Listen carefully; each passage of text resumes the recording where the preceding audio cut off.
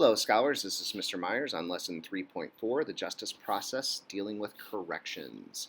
I hope you take good structured notes over our objectives. We're going to talk a little bit about due process and punishment and a couple important Supreme Court cases, different sentencing options, the purposes of corrections, parole, incarceration, and recidivism, and the current status and criticisms of capital punishment. Okay, let's go ahead and begin. So just like due process has to be followed when it comes to the police and search and seizure, due process also has to be followed when it comes to punishment. One of the most basic protections is found in the Eighth Amendment, which protects against cruel and unusual punishment. In terms of the death penalty, a couple Supreme Court cases that you really need to know. The first is Foreman v. Georgia from 1972, and the Supreme Court basically ruled in this case that Georgia's use of the death penalty violated the Eighth Amendment cruel and unusual punishment prohibition, and set standards for when that happens. So basically, if any of these four criteria are met, the punishment would be considered cruel and unusual. Now, 4 years later, after Georgia changed the way it applied the death penalty, the Supreme Court ruled that the death penalty is allowed, but did also later ban the death penalty for juveniles and those that are intellectually disabled. So if you're found guilty at your bench trial or your jury trial, there are different sentencing options available. The first is probation, and might be one of the best of the four, especially if you're talking about someone who's a nonviolent offender or someone who's only committed, one crime. And basically, this is release with good behavior. There might be restrictions on liberties. For example, you might have to wear an ankle monitor or something like that. In addition, you might have home confinement, which again would be monitored with some kind of GPS device. There might be a work release option where you're allowed to go to work and then straight back home or something along those lines. Sometimes you might be forced to pay a fine. This is restitution for your victims. That's another way of dealing with potential crimes. Or you can find yourself incarcerated. And for misdemeanors and smaller sentences, you might be in a municipal jail. If your sentence is longer than a year, you'll find yourself in a state or federal prison, depending on whether or not you were convicted of a state or a federal crime. Now, underlying the entire premise of incarceration lies four different kind of overarching theories about why we put people in jail to begin with. The first is deterrence, and the basic idea here is that this prevents future crimes by frightening the general public or the defendant. That a fear of going to jail or being put on death row might prevent that person from committing a crime or others from committing a crime. Another one is the concept of retribution, and the idea here is that you would lock someone up in order to prevent vigilante justice, lynch mobs, from coming in and exacting their own revenge against the defendant.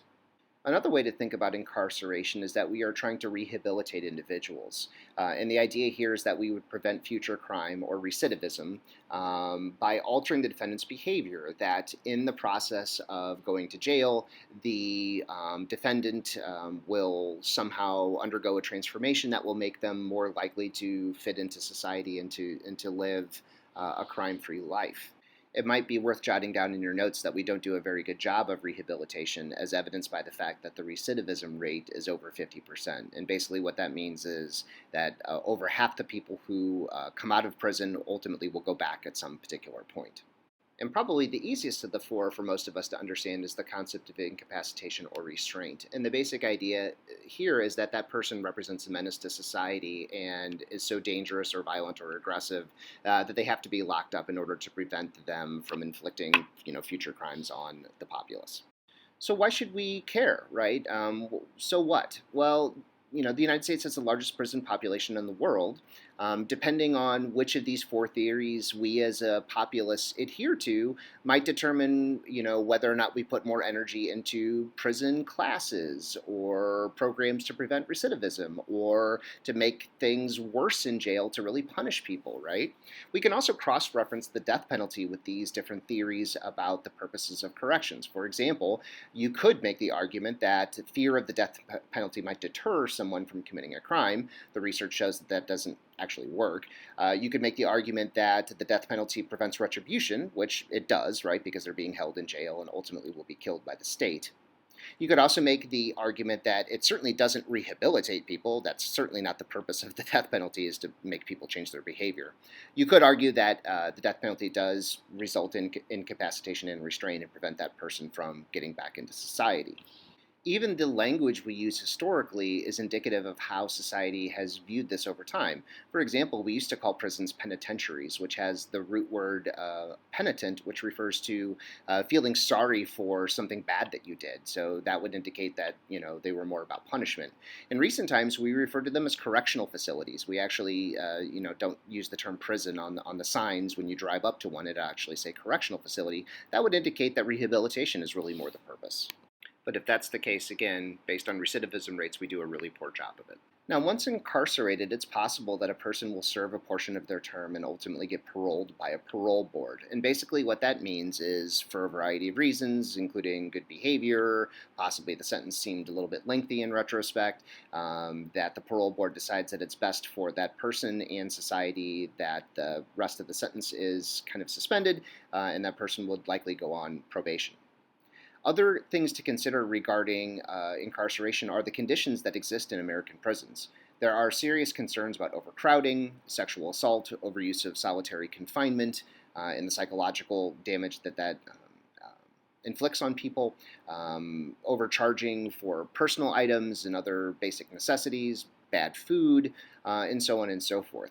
And of course, our incarceration rates are one of the highest in the world per capita, and it does, force us to ask ourselves, what is it about the United States and our system of government and our society that has such incredibly high rates of incarceration?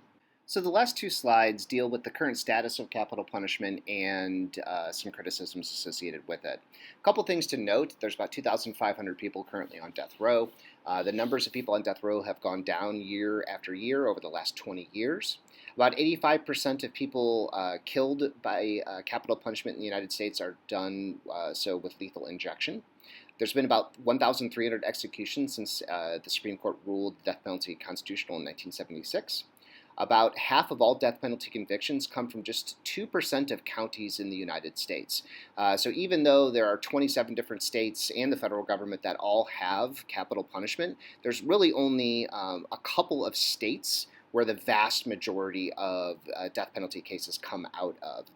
The vast majority are just a couple states. Very few people are sentenced to death by the federal government.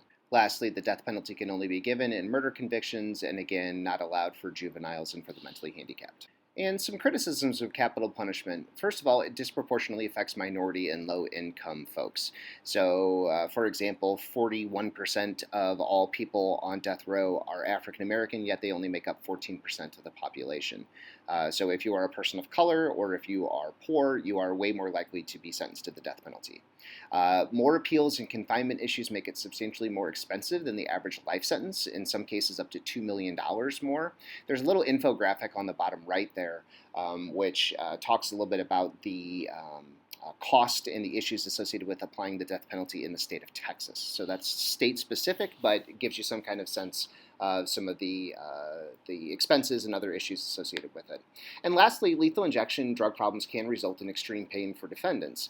Some people would argue that's a violation of cruel and unusual punishment, and that due process rights are violated in those kinds of cases. Again, subject to debate, and certainly is a controversial thing among people who argue about the death penalty.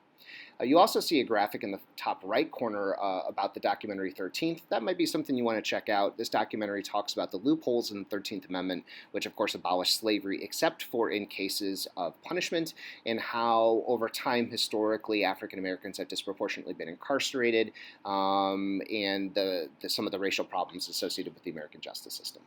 Okay, I hope you took good notes, and if you're confused about anything, please bring those questions to class.